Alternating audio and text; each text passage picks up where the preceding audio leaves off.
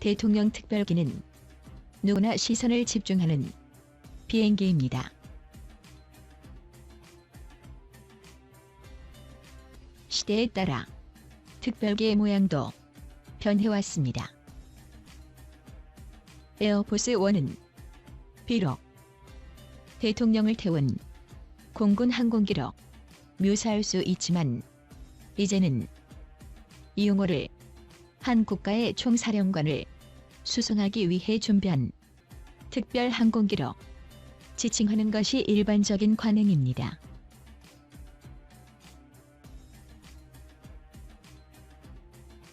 미국의 대통령은 세계 어느 곳이라도 즉시 이동할 준비가 되어 있습니다. 다행히도 현대 대통령들은 에어포스 1에 탑승하는 것을 포함해 다양한 교통수단을 이용할 수 있습니다.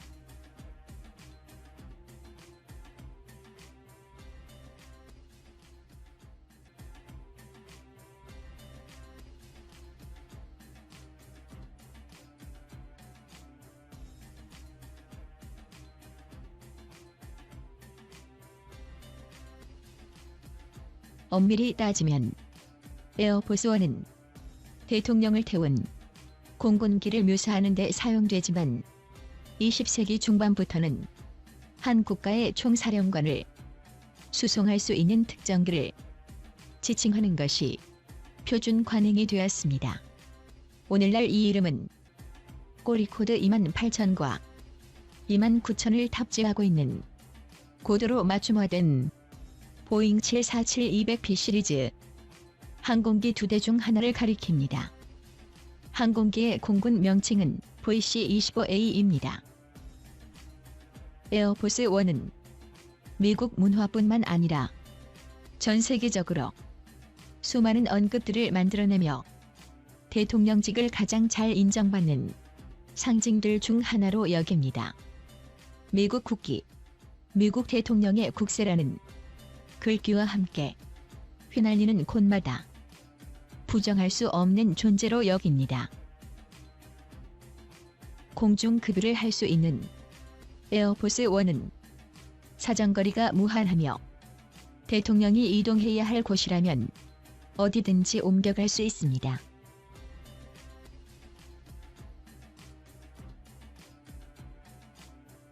기내 전자장치는 전자기 펄스를 막기 위해 막아두고 있으며 에어포스 1은 첨단 보안 통신 장비를 갖추고 있어 미국에 대한 공격 시 항공기가 기동 지휘소 역할을 할 수 있습니다.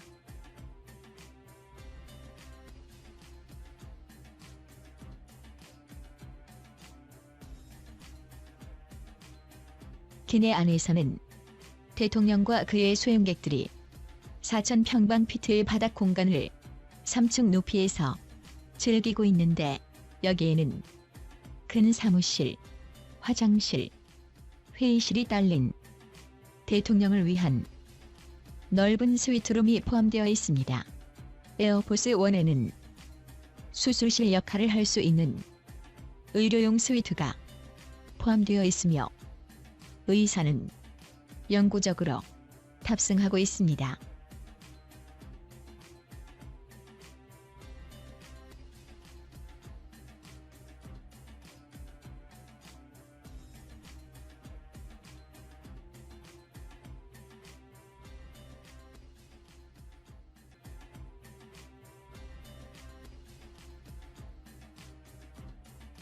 이 비행기에 2가지 음식 준비 캘리서는 한 번에 100명을 먹여 살릴 수 있습니다. 에어포스 1에는 수석 보좌관, 비밀 경호관, 수행 기자, 그리고 다른 손님들을 포함한 대통령과 동행하는 사람들을 위한 숙소도 있습니다. 대통령에게 원격지에서 필요한 서비스를 제공하기 위해 일반적으로 몇 대의 화물기가 에어포스 1보다 앞서 날아갑니다. 에어포스 1은 백악관 군사실 소속인 대통령 전용기 그룹에 의해 유지되고 운영되고 있습니다.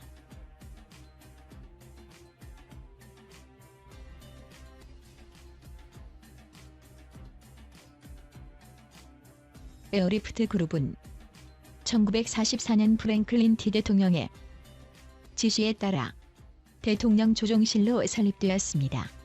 루즈벨트 그 이후 15년 동안 드와이트 디 대통령까지 다양한 프로펠러식 항공기가 대통령을 섬겼습니다.